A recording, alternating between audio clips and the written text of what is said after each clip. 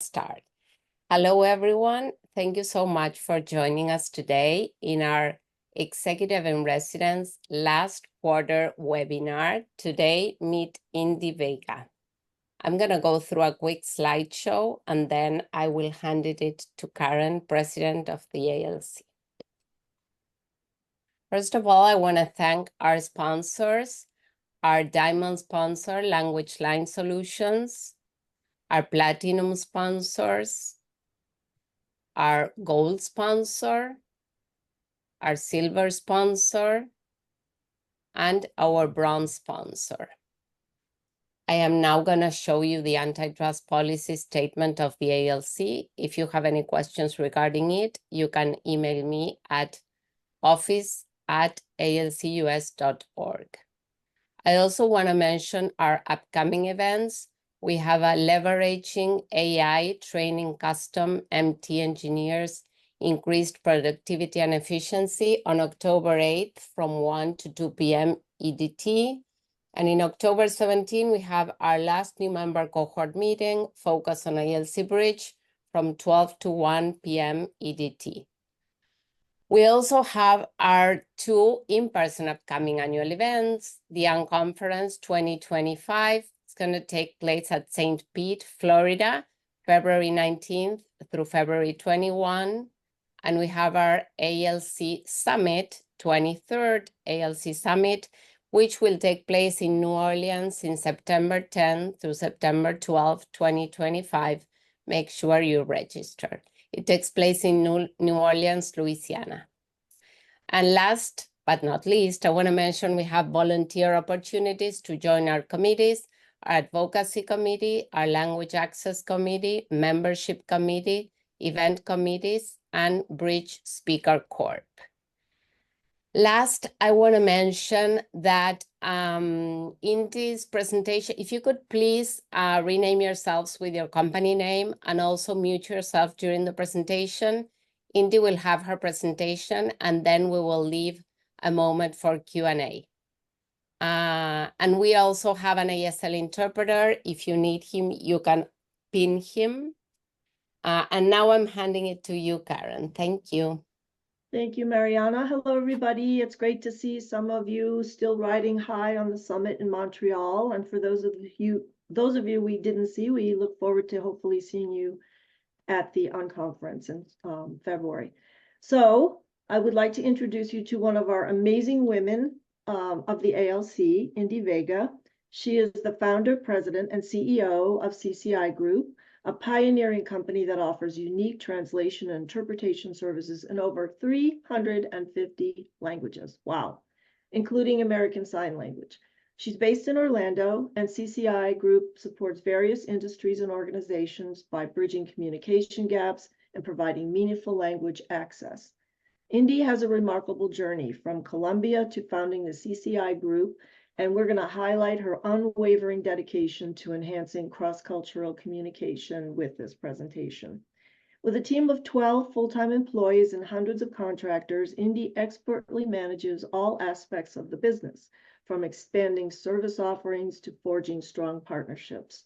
Her innovative leadership has driven significant growth for CCI Group and has earned her prestigious recognition, including the 2022 North Florida District and State of Florida Minority Business Owner of the Year by the U.S. Small Business Administration.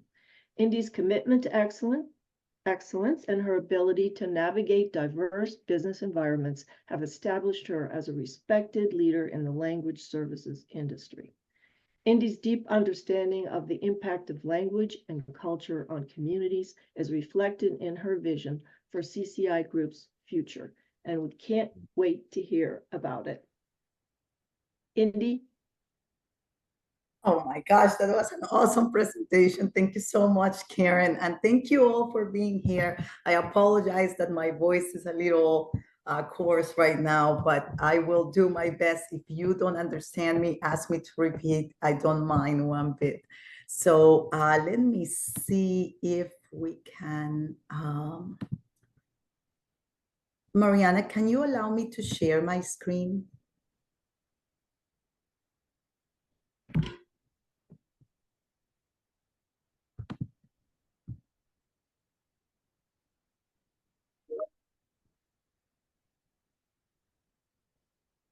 I'm gonna make you a host to see if that works. Make host. Oh no, wait. No, give me 1 second.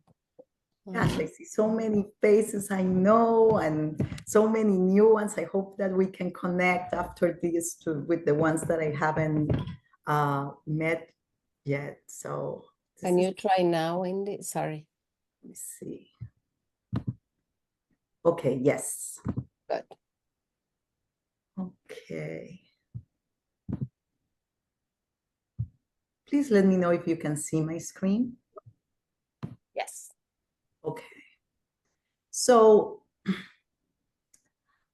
this is going to be a little bit different for me because I always, on all the presentations that we do, even for the internal presentations with my team, I like to keep our branding at all times. I like to keep the same font, the same colors, the same structure.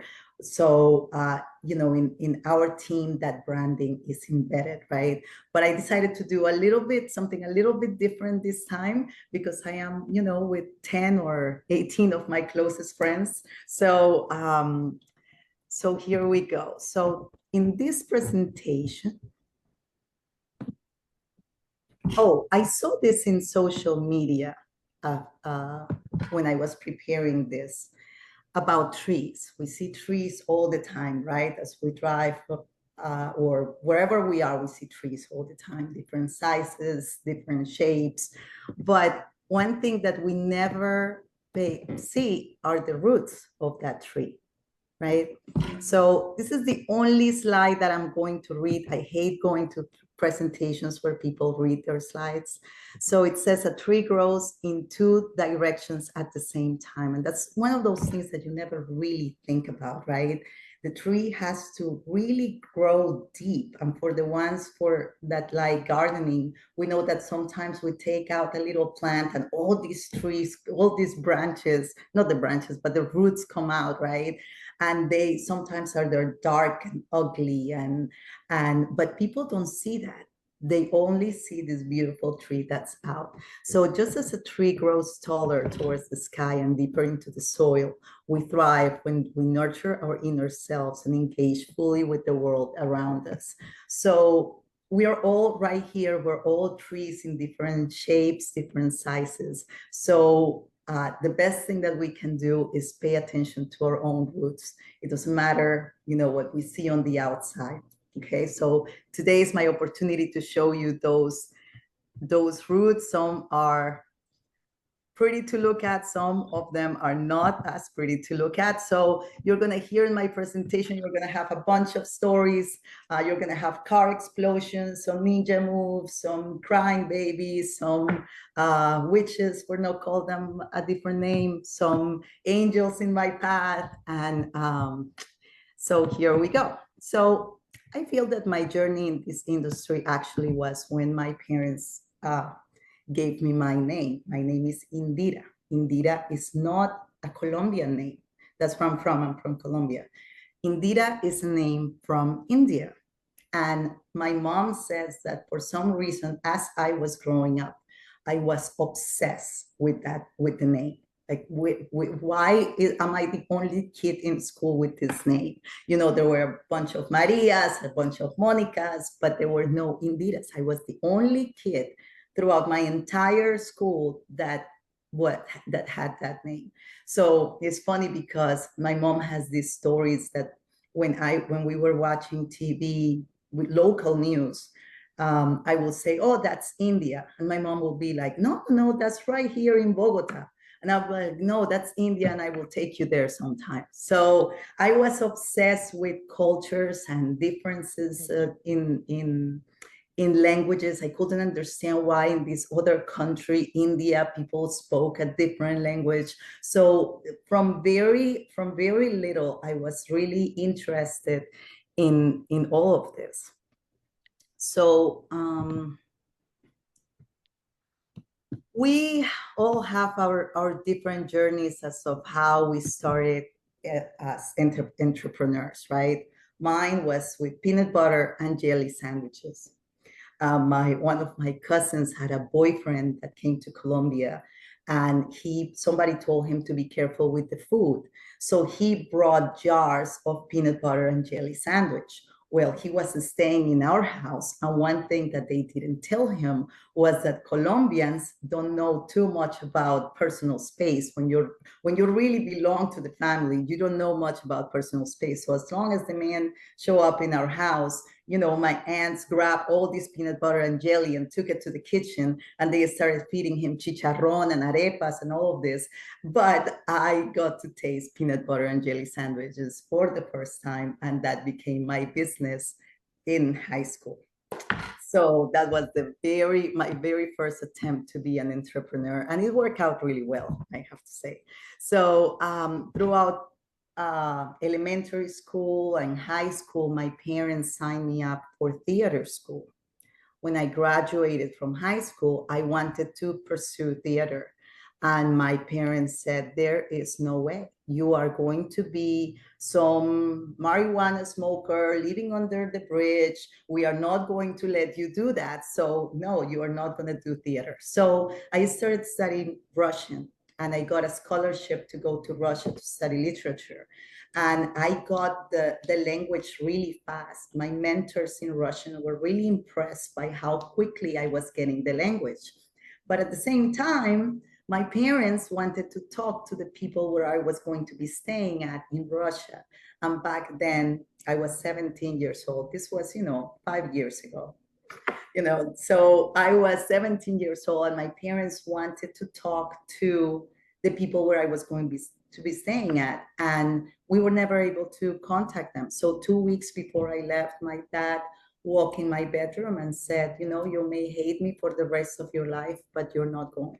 There were a lot of stories about women trafficking and stuff like that, and he just didn't feel comfortable letting me go. I didn't speak to him for 2 months, I gotta tell you. I was really, really mad.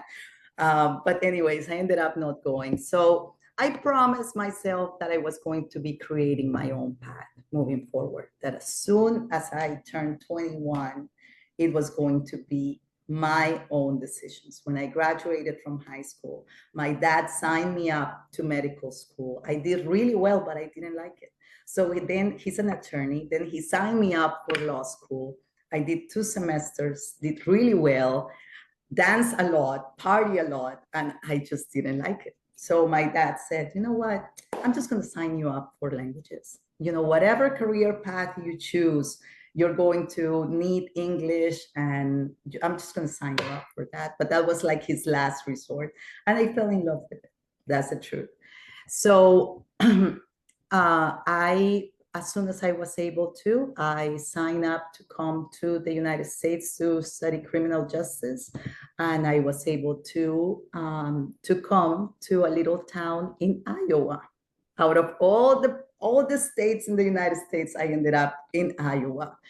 And I remember as soon as I got there, I started understanding the differences in culture and how critical it was to understand the culture and language. I knew the words, right? Because I studied languages. I was 5 years in the university studying English. But I remember the first time that I heard this expression. I was at somebody's house. They were lovely. They did this beautiful welcome reception for me, and I went there. This was like my first week in the United States, and I couldn't really understand what they were saying. And I remember going to the bathroom at times and crying, thinking, I went to the university for 5 years and I am not understanding what these people are saying. And it was so frustrating. And so then at some point we're having dinner and I'm sitting at the table. Everybody's there talking about some family stuff. And someone said, and now the cat is out of the bag. And it was the first full sentence that I could understand. And I said, wait, who will keep a cat inside of a bag? Like, why? That sounds awful. And everybody started laughing, and I couldn't understand why they were laughing out of such a horrible story of keeping a cat inside of the bag. So, you know, to this day, I think that's how these people remember me, is by the lady with the cat in the bag. So, but a lot of things like that started happening in my life here in the United States. I will hear idiomatic expressions that I had to stop and think for a second. Another one that cracked me up every time I heard it. Someone put lipstick on the pig, you know. And in my brain, because I was taking everything so literal, I will be like, okay, what will be the reason for somebody to sit down and put lipstick on a pig? So well, you know, I had all these conversations with myself, and I had a good time. So anyways, when I came to the United States, I had a really rough time because I couldn't adjust to the culture as fast as I wanted to. And I miss my family, I miss my friends, I miss the food. I will go to, I started working in different odd jobs, and I felt like I didn't fit anywhere. So my very first real job in the United States was taking calls as a 911 operator. And some of you have heard this story before. I will keep it brief, but when they hired me, they said that my English wasn't good enough to work as a 911 operator. So they said, you know, we're going to hire you just for 3 months because we need to keep some funds. If we don't hire any minorities, we're going to lose these funds. And these people told me this at the interview. So they said, we are going to hire you for 3 months. And they were basically doing me a favor, right? They said, in 3 months, you know, we're going to let you go. So we're telling you this so we help you, you know, so you can find a job. When they said that, I thought to myself, okay, you have no idea who you're hiring because you're not telling me now why you're going to fire me in 3 months. That is not going to happen. So this was actually one of those blessings in disguise because I became obsessed with learning English. That was the best thing that could have happened to me. And I was at that call center for 3 years as a 911 operator. And every 3 months, they were telling me that they were going to fire me in 3 months. And I left until it was my choice to leave. But while I was there, I had my second attempt to being an entrepreneur. And I had this small side business, if you want to call it like that, called Vida Adventures. And I was taking groups of Americans to Colombia on hiking trips. And I was able to only do, I was able to do 3 because all the other ones I did here in the United States. But I was able to take 3 groups to Colombia, but it was just that craving that I constantly had of my culture and my people. And I was so proud of Colombians and what we had to offer and the food and the landscape that I just couldn't find enough ways to show it. And this was one attempt that I had. And it's funny because recently I listened to Charles' presentation from TVO, and he said that he has a risk analyst in his team. Well, I cannot hire a risk analyst because I swear they will fire me. And I don't know if you can see in this picture at the bottom right corner, but we were crossing a river. I'm crossing with these people, this river in Colombia. And they were saying, oh, this looks dangerous. I'm like, oh, no, this is not dangerous at all. I almost drowned trying to cross the damn river, but I had never crossed that river before. And, you know, just that's the kind of risk that I like to take. But anyways, so while I was working as a 911 operator, I was called to testify in court. And I had never done that before. I had to testify on one of those calls that I took. And excuse me. And they told me, well, you can go early. There's really nothing to it. You just have to say that you took the call. So when I went there early, I had the opportunity to see a certified court interpreter for the very first time. And I really understood the meaning of that idiomatic expression, that your jaw drops. That was the very first time that my jaw dropped, was when I got to see a certified core interpreter in action. And to this day, I know that was my guardian angel, because when that woman walked in the courtroom, she was, dressed to the nines. She had her notepad in her hand, and she was, of course, I was understanding both languages, and I just couldn't understand how she was doing this so fast. And when she finished, she walked out of the courtroom. She sort of smiled at me, or at least I felt she did. And I said, that is exactly what I want to do for the rest of my life. So I continued studying, and 3 years later, I became a certified core interpreter. You guys, I love this picture, because this is the picture when I officially became a certified core interpreter. And some of you have heard me talking about the importance of owning a power suit. And maybe I heard that from my dad years ago. Like, I told you, he's an attorney, and he has all this I guess, these ideas of how you need to dress and stuff like that. So I went and I bought a power suit. Back then, it was $200, which was a lot of money for me. This was in 2012. It was a lot of money for me. I came to find out that everybody in court hated my suit because it was in a very loud color.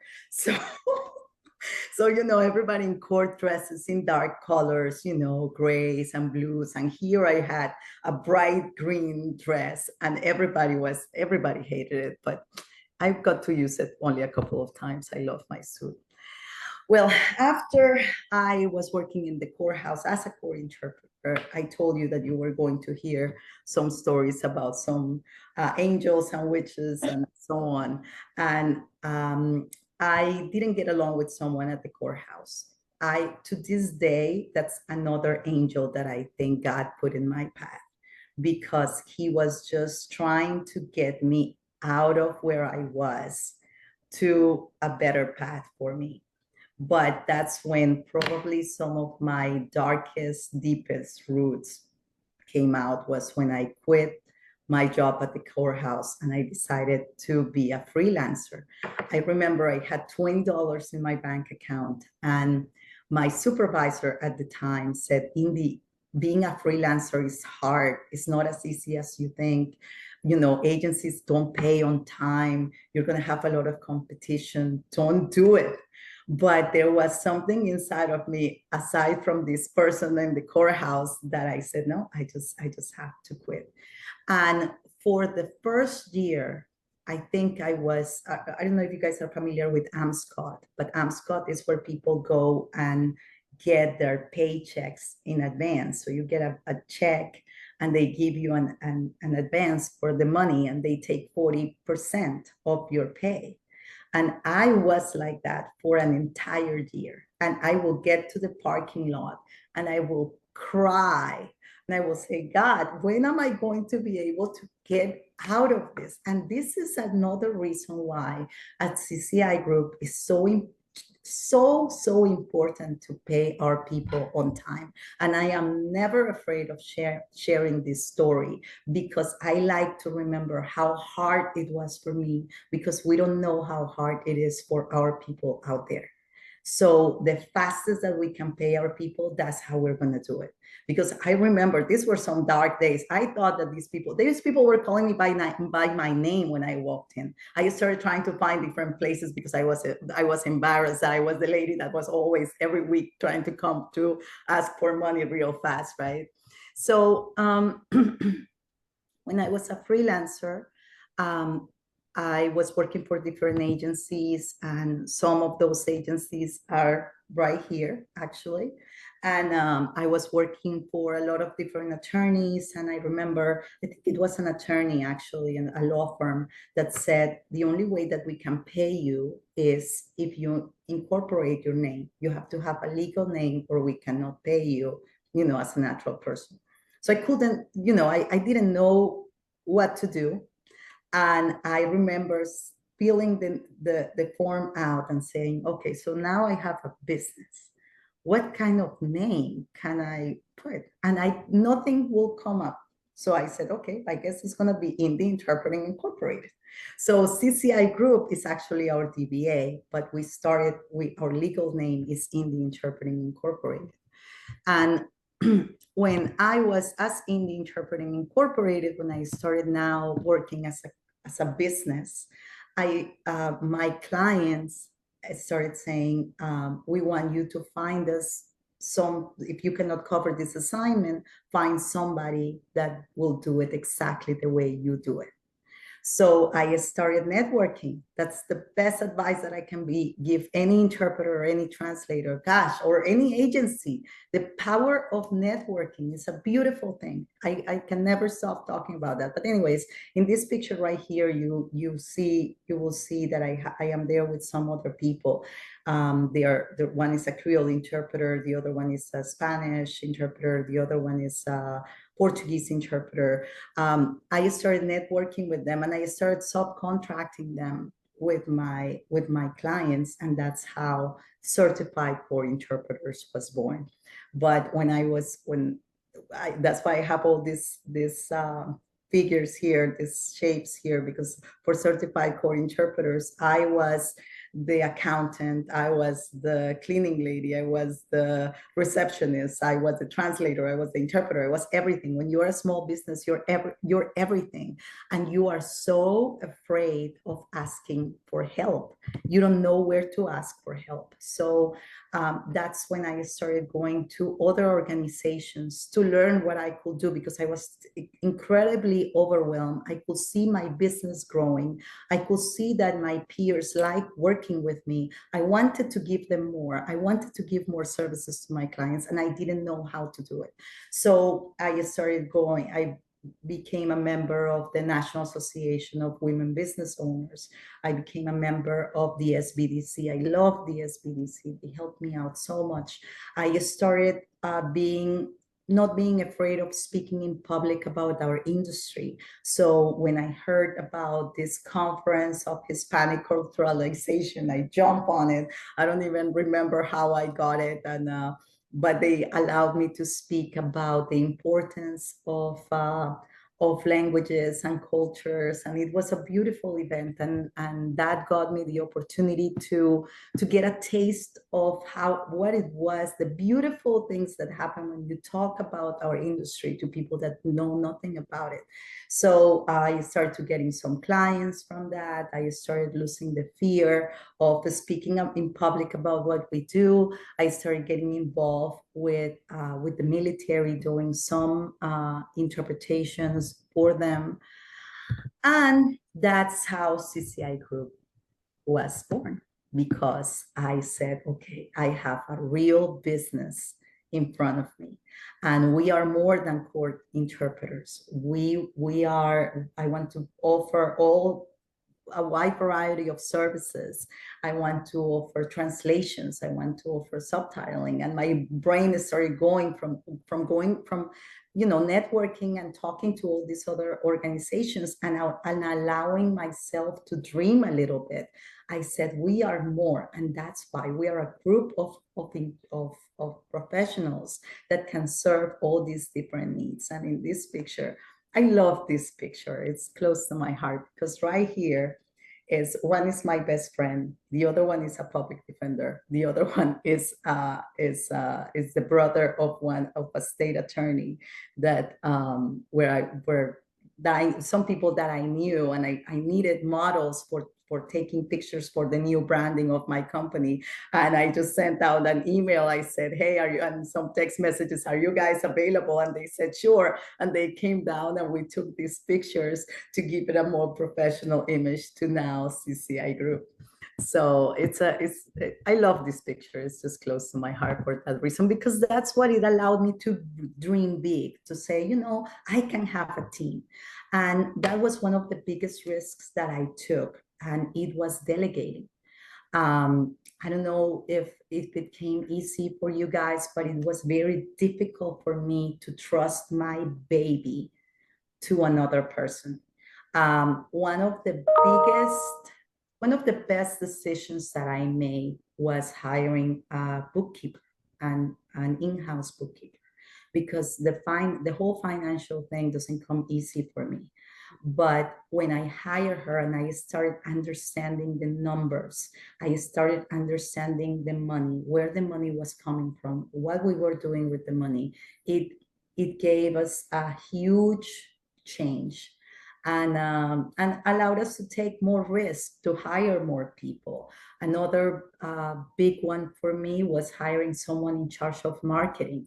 You know, that's one of those things that you always say, oh, as a small business, you always say, oh, well, I can take care of the marketing. I can, you know, make some posts on LinkedIn, and I can do the website with GoDaddy or whatever is used. And no, bring a professional, just like we're telling our clients that they need to hire us because we are professionals on what we do. Gosh, bring a professional. Is going to save you so much money and so much time, and it's going to allow you to focus on what you really need to focus, which is growing your business.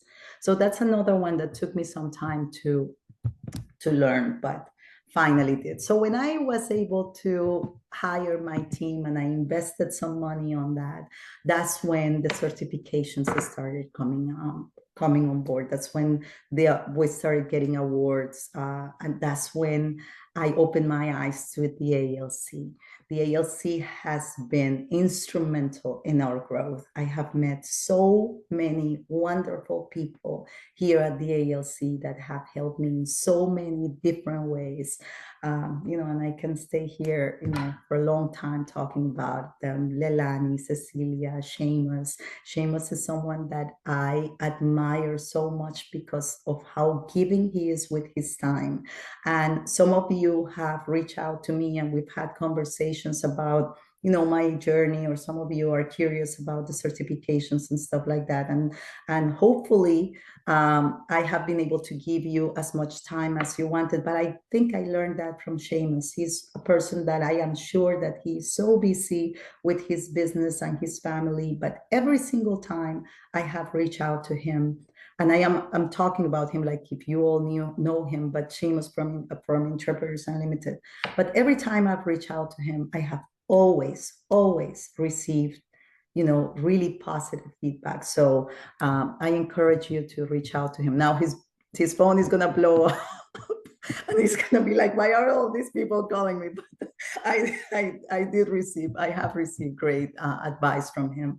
So anyways, my business, I got the 8A certification.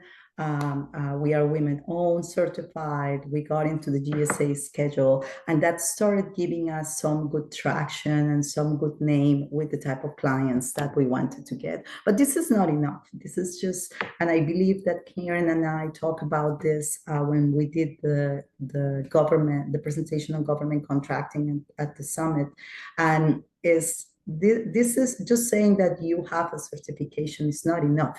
You have to learn how to work them, really, because this is just as when you graduate from college and you hang that beautiful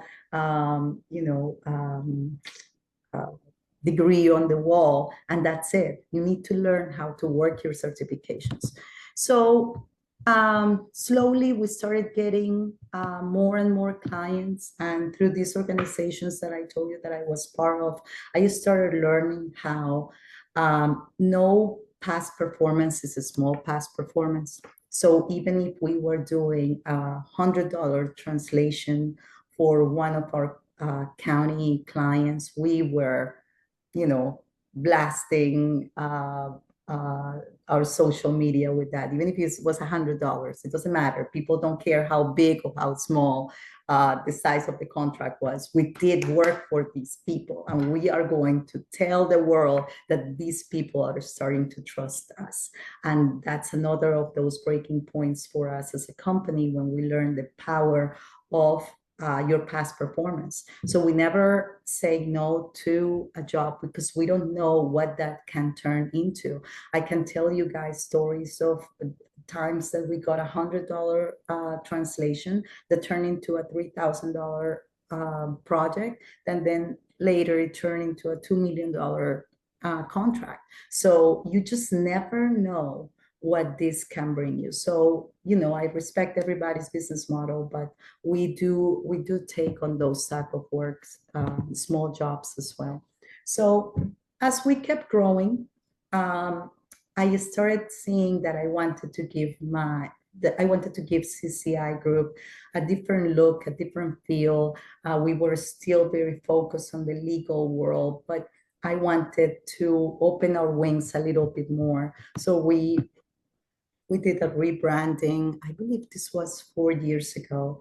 And it was amazing what the rebranding did for us.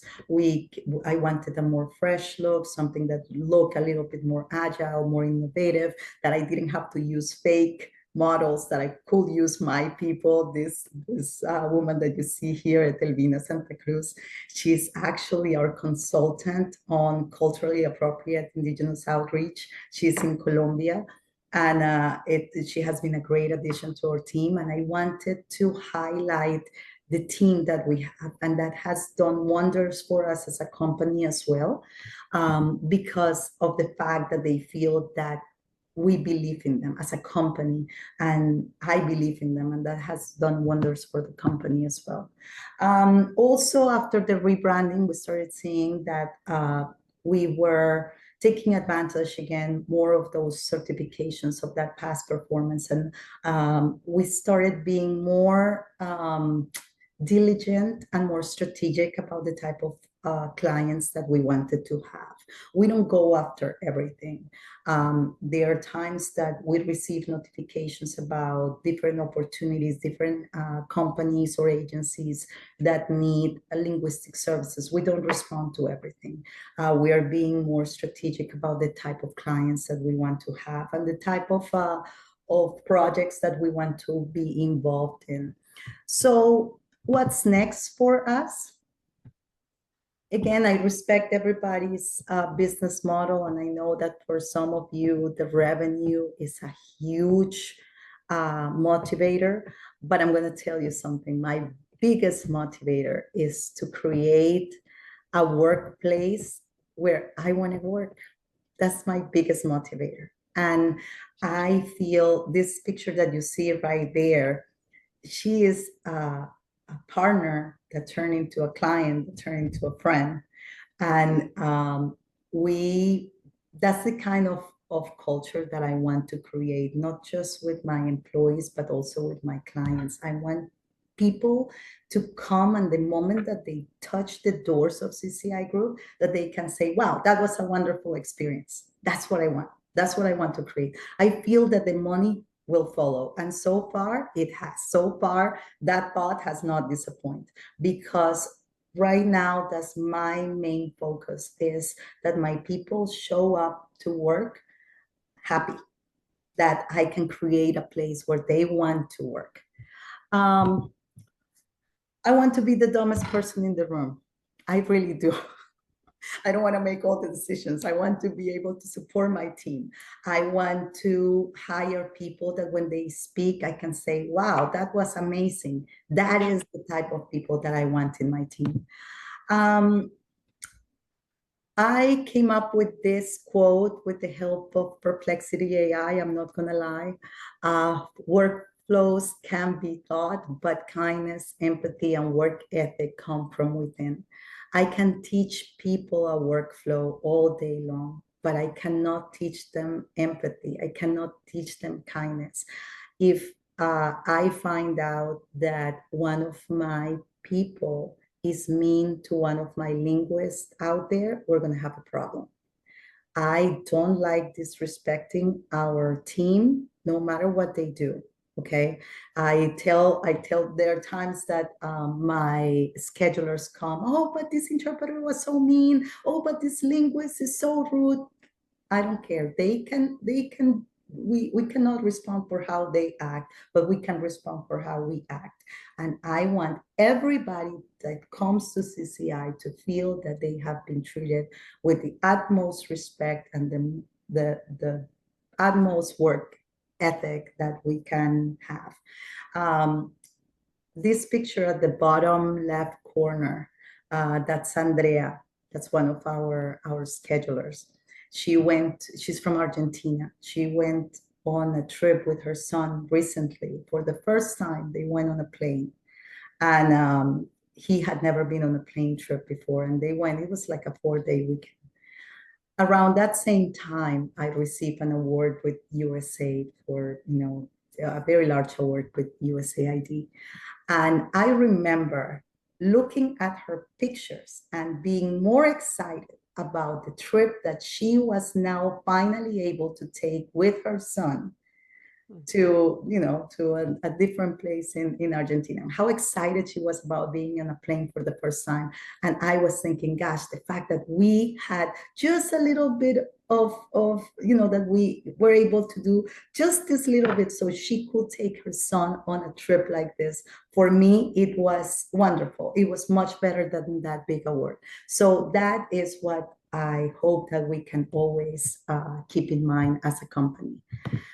Our space out dream, well, my space out dream is that we can continue working on initiatives that can have an impact, a positive impact in the world. I want to be able to sit with my team and say, is this something that we want to do? Is this something that we want to be part of?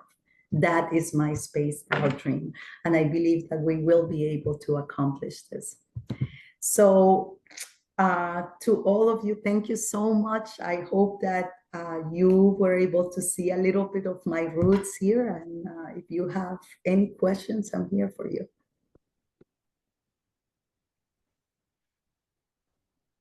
Thank you, Indy. So inspiring. I love that picture. How did you capture that picture? This was in Colombia, actually, and my mom took this picture. This was maybe the second time that I was able to go back, and this is the land where we grew up, and I had not been there in years, and this was, I remember this day, and it was beautiful. It's like you are the light in front of the darkness or something. You know? Gorgeous. Okay, we have some questions. Let's see. Let's see, Ikigai? It's Janice. Yes, thank you. Janice, of course. Sorry. No, it's okay. It's okay. You asked us to change the name to the company or institution. Yeah, I thought I saw your name there before, and yes. Okay, go ahead. Indy, I love your story. I am so happy that I came to your presentation because the last one that was canceled, I had signed up for, and I wouldn't have been able to make it either. I mean, we have met, but I had never heard your story. And I think it's amazing. I think a lot of us go through that experience when we first come here and we feel lost and we studied English all our lives and we don't understand what people are saying. You know? But this entrepreneurial spirit of yours is really an inspiration. And I now have like tons of admiration for you. If I loved you before, I love you even more now. Thank you. Thank you, Janice. Oh, that makes me so happy. Thank you. I like the fact that you talk about leading with kindness and that the money will come later. And I've always felt that way myself. So, I mean, at some point you have to be hard-nosed and say, okay, let's look down at the money and figure it all out. But if you're led by that spirit of kindness, it really, in my opinion, it goes a long way, especially in our language services business, where it's all about communication, building bridges, and so forth. It does. Thank you for saying that. And of course, we all look at the numbers at some point. I mean, we're not doing this out of charity. You know, we have to look at the numbers. But I feel that when you look at people with empathy and kindness in everything you do, it's also going to come your way. And you know, it's a formula that has worked for us, that I constantly talk to my people about, and it has worked. The other thing I love that you said was you wanted to create a workplace where, I'm paraphrasing, but the idea is basically where people are happy to go to work. And, you know, that has always been my motto too, that I want people to feel respected, challenged, worthy, and somebody's investing their time in you and developing you professionally. So bravo, I think that's a wonderful goal. Yeah, if you think about it, we spend a lot of our time at work. We sometimes we even spend more time at work That than we do with our spouses. exactly. So if you are working in a place, yeah, and all places have some type of stress. All jobs have some type of stress at some point or another. That's something that you cannot completely avoid.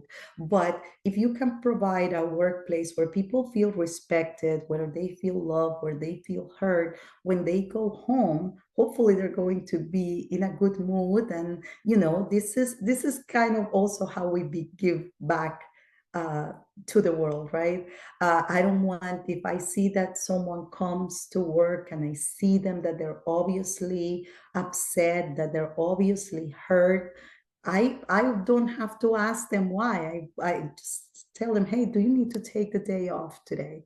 It's so hard sometimes out there for people. If this is something that we can do for our own team, trust me, that person, when that person comes back to work, is going to give you 100%, because they know that you were there for them when they needed you. So that's, again, another of those things that has worked for us. What I especially like I mean, I like the fact that you respect your employees, and that that all this positive environment is is part of the culture. But I also like the fact that you respect your vendors, freelance interpreters, that you said if one of your schedulers is treating interpreter and not in that you will speak with them, and then you try. And I think that's very important. And paying them on time, respecting their their skills and what they bring to the table. So I think that's very important, because I work on a talent acquisition side a lot, and I hear a lot from the freelance interpreters or translators, how some of the agencies are not, that's not their experience. So it's really good to hear, that that's kind of embedded in the company that you are leading. So I appreciate that. Thank you. So this is the way that we look at it. It takes us a long time sometimes to get these contracts. And Karen and all the others that work in government contracting, they know that there are times that we respond to an opportunity, and sometimes it takes a year and a half, 2 years to get that response, right? So so it takes a long time, and putting this together, these responses, it can be very costly. You sign that contract, you go to these kickoff meetings, but then you don't see that client that often. The ones that are really seeing your client, if it's on the interpretation side, are your interpreters. That's really the face of your company. So why are you going to treat this person badly if this person is the face of your company with your client? This person should be treated almost at the same level as your client, right? That's the way that I see it, because this is my face with my client. This is really the person that is interacting on a day-to-day is that interpreter that I'm sending over there. So you better believe that interpreter, when they show up to work, they're going to be speaking about CCI in glowing terms. They're going to be saying, oh yeah, this is the best place to work, because that goes to the client. If you have angry people working for you, trust me, the word goes around. Okay. Right now, I have two new people on my team that came from an LSP that I admire a lot. And they came and they were overworked. They were stressed out. They felt that that they could never, that their voices were not heard, that they were not taken into account. And I was like, gosh, that's not what I want for CCI, So I like to keep those things in mind. We have a question from Be More Interpreting. Sure. Indy, can you share how you quote unquote work your certifications? So that's a tricky question. It's a question that I think that it takes a long time to respond. But for example, the 8A certification is supposed to be one of the most difficult ones, and it's not supposed to be. It's one of the most difficult certifications to get. So it gives you a little bit of goodwill, if you will, to talk about that with your clients. Oh, I am 8A certified. It only gets you so far, right? But it's almost like procurement officers take you a little bit more seriously. Every year you have to go through an audit. You have to present your numbers. You have to present, there's a big package that you have to send every year to be able to maintain that certification. So at least the clients, the federal clients, know that you understand, you quote unquote understand what it is to work with the federal government. So that's probably one of the ways. But Okay, thank you. Janice, you have another question. I forgot. I was going to ask you, do you know who that first guardian angel was that you met, that certified interpreter? no, and You don't. I have to go back and look for her. Oh my goodness. That was the one question I forgot to ask. And where were you when you got started? Were you in Orlando? No, I was in, well, when I was in that as an Yellow suit, the green suit? yeah, it was, oh, that was in Orlando, yeah. As an interpreter, I was in Orlando. I was a staff interpreter for close to three years at the Orlando courthouse. I hope you kept that green suit in your closet and it's still there as a momentum of your success. I love the fact that you wore a green suit instead of the boring The old gray. dark brown, gray, navy blue, or black. Well, I kept the jacket, but I don't fit in that skirt anymore. Fuad, Yeah, I have a question first, but first, thank you very much for our conversation last week.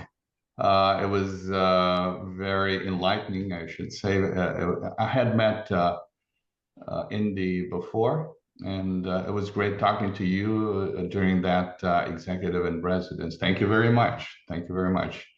My question is, recently, in the last 3 or 5 years, for example, what were difficult decisions that you had to make? Difficult in the sense you were not, I mean, you were kind of insecure, you were not sure what the outcome would be, and then you made a decision. Hiring people. There's there are times that it's hard because you get to know them, you get to know their stories, you get to know if they're single mothers, if they're, you get to hear a little bit of their background, but at the same time, if they're not a good fit with the job or the culture, you have to let them go. And oh gosh, I wish I could hire somebody specifically to do that for me, because I am terrible at it. And it's not just the moment of sitting down and saying that to the person, it's the actual making that decision, right?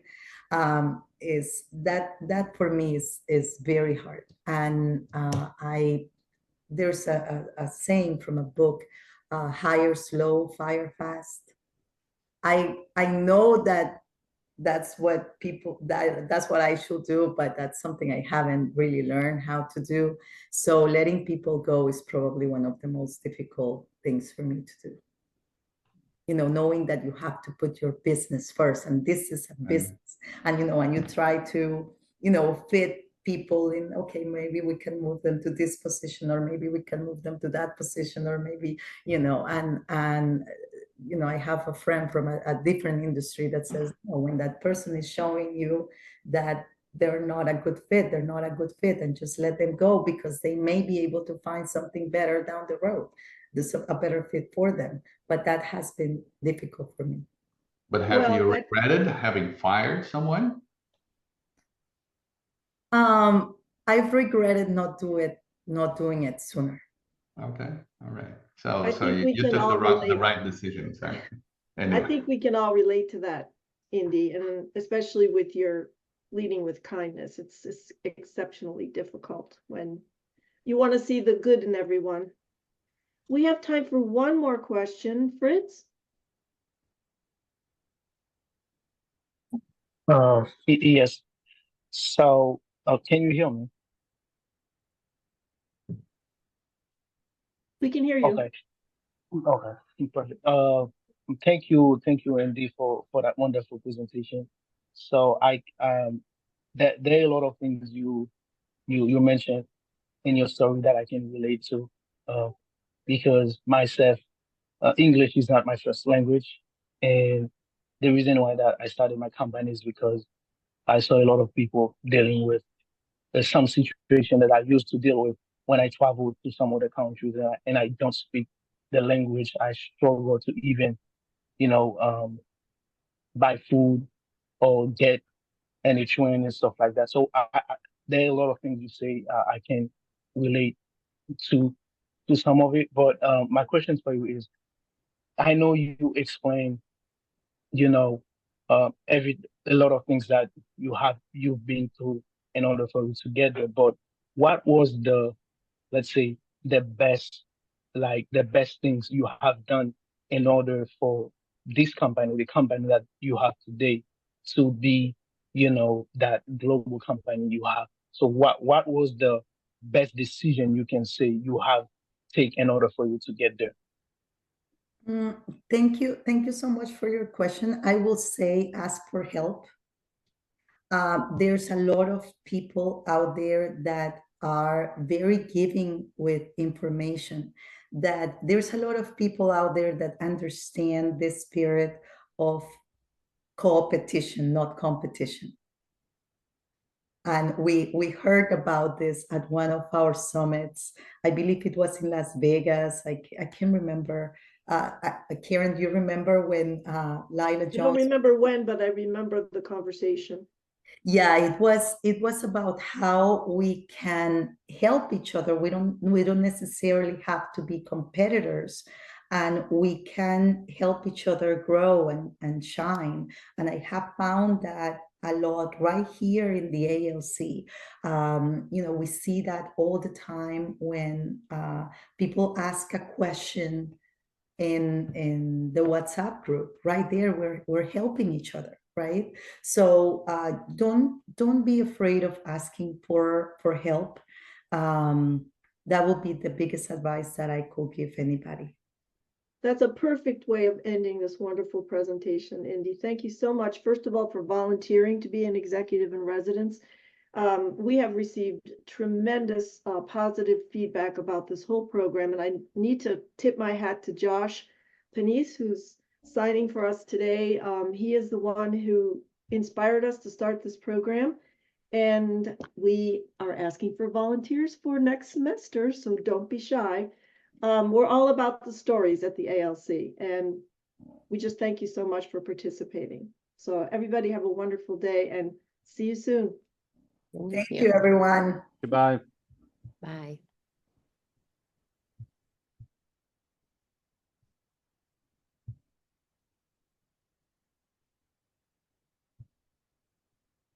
Le dije